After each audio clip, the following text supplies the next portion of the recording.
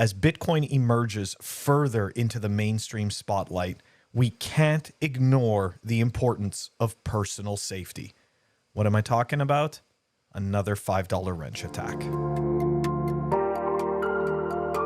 Welcome back, everyone. Today's story starts off with a tweet from Jameson Lopp of a story that came out of the Daily Mail. And let's dive into this. 6 masked men wielding sledgehammers and guns invaded a Sydney home and kidnapped the boyfriend of an influencer who was related to a prominent crypto trader. Okay, so let's just follow that. The boyfriend of the influencer who was related to the prominent crypto trader. Okay, so they're not even attacking the person with the actual coin. So let's just understand that, right? That it's one person removed. They demanded $5 million from the trader, torturing the victim for 6 days by pulling out his teeth. We're going to take a look at the progression of that story because on April 14th, this was dropped. Crypto trader flees Australia after alleged kidnap and torture of associate Peter Vong. Cryptocurrency trader fled Australia days after the brutal alleged kidnapping and torture of an associate. Tran Dinh was believed to have been the intended target of the brutal alleged attack on Peter Vong last month, who was held at a home in Sydney's west for several days where his teeth were pulled out with a hammer and pliers and a gun shoved down his throat. The 29-year-old was reportedly filmed begging for help in footage later sent to Mr. Dinh during a $5 million ransom demand. It comes after police this week arrested a 21-year-old state government employee at a Bunnings car park in connection with the incident. This kind of has to do with KYC and AML. You can't trust the people that are gathering that data. Anyways, we'll continue on, and then at the end we'll give all of our comments. Sira Elkir is alleged to have used her role at Service NSW to access personal information which was shared with others for the purpose of criminal activity. Miss Elkir from Yaguna in Sydney's west allegedly used her work computer on February 20th to look up address and license details of Mr. Dinh, his wife, and Mr. Vong's father, which police allege were then provided to the kidnappers. Police will allege the kidnappers first attacked Mr. Vong in the driveway of his Smithfield home on March 1st, leaving him with serious injuries.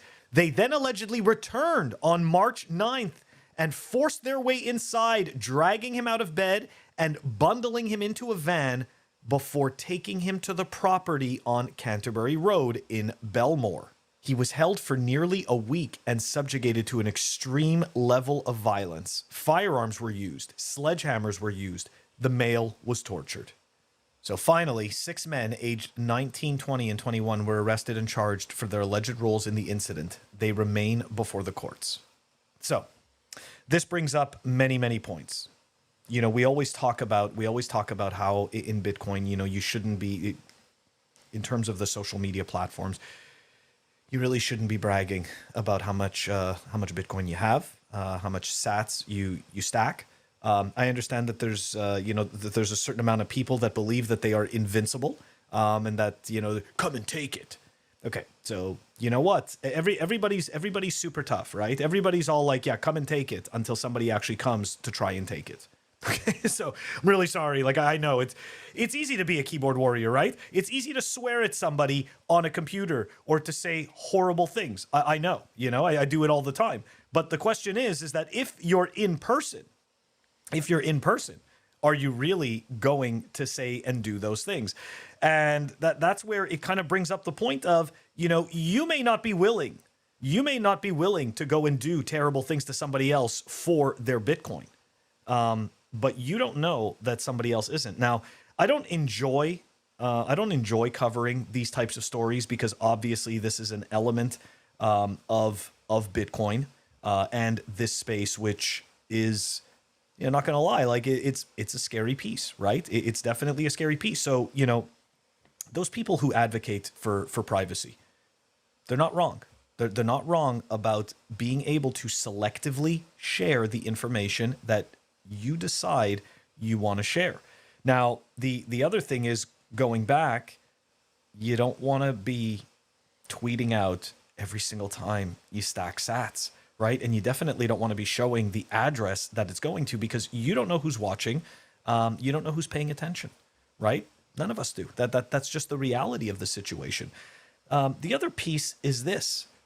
That was a government employee that went and started searching for Peter Vong's information and Tran Dinh's information. So this mythical creature that we call the government, right? This mythical being, right? Because humans can be crappy, but once they enter the government, they become part of this machine that oversees the gears of society and becomes better. You don't believe me? Of course not, because I'm full of shit. That's not true. Okay, it's just the same. It's the same people, right? It's all the same ones of us. The same insecurities, the same unhappiness or happiness, whatever it is. Just human beings. That's all it is. And many of us desire monetary wealth, desire power, desire all kinds of things. Okay. So the reality is that this fantasy belief that, you know, the government employees aren't going to do something like this. You don't know who's looking at your data. You don't know who's looking at your data. You don't know what they're going to do with it. And something that I've said in the past that I think a lot of people don't really understand, and I think you would only understand it if you either, come from possibly difficult means, or you come from, possibly a very difficult country. But we don't realize, like, here in Western society, like, life is meaningful to us to a certain extent. I'd say it's more meaningful than in impoverished countries. Life is cheap, right? Like, and I've said this in the past. And what does that mean? You may not go out and kidnap somebody for $100 or $200, but you have no idea what somebody else is willing to do. And you have no idea what they come from, and you don't know what that money means to them. And you don't also know whether they can rationalize, the value, right? Like, obviously kidnapping somebody for $200 isn't worth it, but you don't come from, you don't come from the sewers. You don't come from absolutely nothing. You have no idea the way somebody else values a life or their time or whatever it is.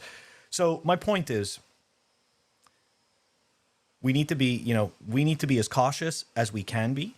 Number one. Number two, don't share more information than you are comfortable with. And I know that it's really easy to get sucked into, the whole, hey, do it, the stack chains and stuff like that. Like I remember, I've said this in the past, when Cash App first came out, tons of people would sit there and post their Cash App purchases. I'm guilty of that. I posted a bunch of Cash App purchases until a Bitcoiner who was in the space longer than me pointed out how ridiculous it was. And that Bitcoiner was Francis Pulio. Okay.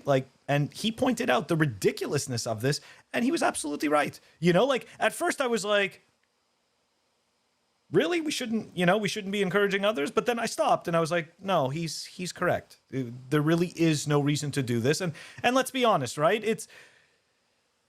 I think that it's probably going to upset people, but it's a matter of pride, right? It's a matter of pride. You want to show people that you're stacking. You want to show people that you're part of the community, and that there's other ways of doing it, right? Like, you don't have to sit there and necessarily sacrifice your privacy or let people know how much Bitcoin you have, just to be a part of a group or the community. So anyways, just be vigilant out there. Like I said, I hate reporting these stories, but I mean, we have no choice. I think we have no choice. It's important to understand what the landscape is out there and the different, the different things that are going on, whether they are good or bad. Anyways, guys, don't forget to like and subscribe. It really helps us. It really helps me out, helps Pleb Underground out with the YouTube algorithm.